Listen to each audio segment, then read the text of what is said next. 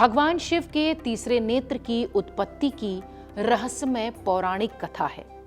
ये कथा उनके बारे में है जो त्रिदेवों में सबसे विलक्षण है, जिनकी आंखों में सूर्य और चंद्रमा का तेज समाया हुआ है और जिनके मस्तक पर विराजमान है तीसरा नेत्र, अग्नि और ज्ञान का अनंत केंद्र।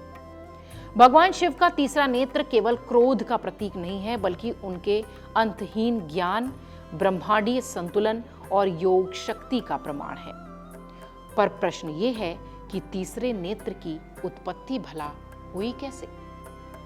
आइए शिवपुराण, स्कंद पुराण और अन्य पौराणिक स्रोतों से इसका रहस्य आपको बताते हैं। पहली कथा कहती है कि कैलाश पर माता पार्वती के साथ शिवपुराण के अनुसार जब वो बैठे थे, उनका विवाह संपन्न हुआ, तो माता पार्वती जो शिवजी से प्रेम करती थीं, कभी कभी बाल सुलभ खेल उनके साथ खेलती थीं और उनसे हास्य विनोद करती थीं।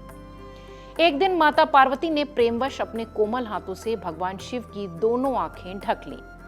भगवान शिव की दाहिनी आंख सूर्य और बाईं आंख चंद्रमा का प्रतीक है। जैसे ही उनकी आंखें ढकी, पूरे ब्रह्मांड में अंधकार छा गया। सूर्य का तेज बुझ गया, चंद्रमा की शीतलता लुप्त हो गई। चारों ओर हाहाकार मच गया, प्रकृति कांप उठी, सृष्टि का संतुलन बिगड़ने लगा। देवता और ऋषिगण भयभीत हो उठे। भगवान शिव जो सृष्टि, स्थिति और संहार तीनों के स्वामी हैं, उन्होंने अपनी दिव्य शक्ति का आह्वान किया। उनके मस्तक पर एक नेत्र प्रकट हुआ जो अग्नि के समान प्रज्वलित था। उस तीसरे नेत्र से ऐसी दिव्य ज्वाला निकली कि संपूर्ण ब्रह्मांड पुनः प्रकाशित हो उठा। अंधकार मिट गया और प्रकाश ही प्रकाश दिखने लगा। माता पार्वती भयभीत हो गईं और तुरंत उन्होंने हाथ हटा लिया। भगवान शिव ने मुस्कुराते हुए उन्हें आश्वस्त किया। ये घटना ये बताती है कि तीसरा नेत्र सृजन, पालन और संहार तीनों का संतुलन बनाए रखता है। ये ज्ञान और चेतना का उच्चतम केंद्र भी है। इसलिए भगवान शिव को त्रिनेत्रधारी और त्रिलोचन कहा जाता है। स्कंद पुराण में भी महादेव के तीसरे नेत्र की कथा मिलती है। शिव पुराण और स्कंद पुराण के एक प्रसंग में कहा गया है कि सती के देह त्याग के बाद भगवान शिव घोर तपस्या में लीन थे। उधर तारकासुर नामक असुर ने देवताओं का जीवन दुश्वार कर रखा था। भविष्यवाणी थी कि उसका वध केवल शिवजी के पुत्र द्वारा ही संभव होगा। देवताओं ने उपाय ढूंढा। उन्होंने कामदेव से प्रार्थना की कि हे कामदेव, शिवजी के मन में प्रेम भाव जगाइए ताकि वो पार्वती से विवाह करें और तारकासुर का वध हो जाए।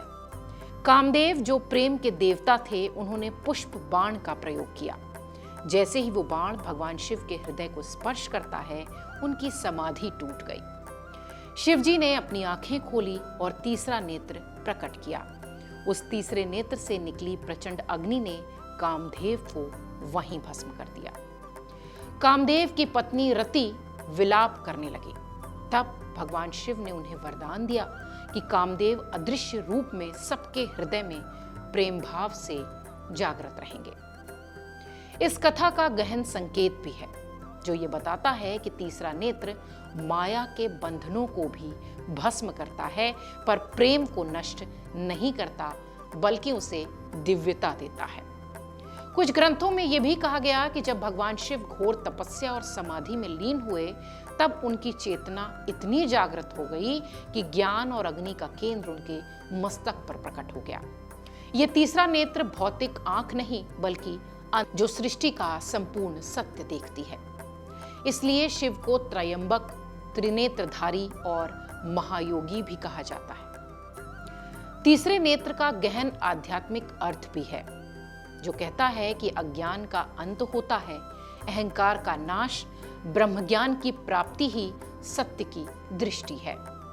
जब ये नेत्र खुलता है तो माया के सभी आवरण जलकर भस्म हो जाते हैं और केवल परम सत्य शेष रहता है। ये नेत्र चेतना का वो स्तर है जहां व्यक्ति अपने अहंकार, वासनाओं और सीमित दृष्टिकोण को मुक्त होकर ब्रह्मांड की वास्तविकता को जान लेता है।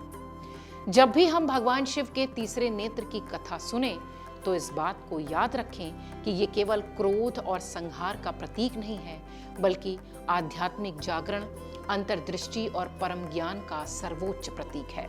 जो इस नेत्र की दृष्टि में आता है वो माया के बंधनों से मुक्त होता है। ये तीसरा नेत्र ये बताता है कि जिसने स्वयं को जान लिया उसके लिए ब्रह्मांड का हर रहस्य खुल जाता है। Video desk Jeevanjali. अगर आपको हमारा ये वीडियो पसंद आया हो तो हमारे चैनल जीवांजलि को सब्सक्राइब करें